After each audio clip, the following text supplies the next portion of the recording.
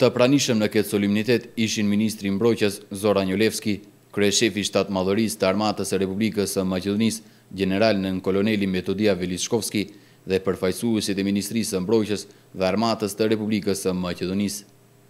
Ministri Jolevski tha se me pranimin e ushtarëve të rinj në Armatën e Republikës së Maqedonisë rritet numri dhe cilësia e ushtarëve profesionistë.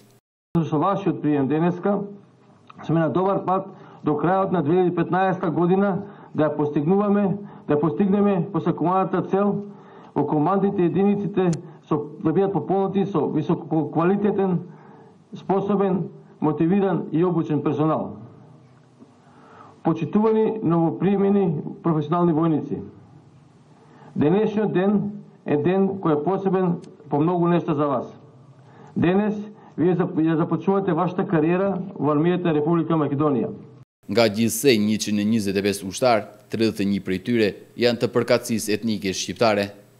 Me pranimin e 125 ushtarëve profesionistë në radhët e Armatës së Republikës së Maqedonisë, përmbyllet edhe pjesa e parë e procesit për punësimin e 250 ushtarëve profesionistë në ARM.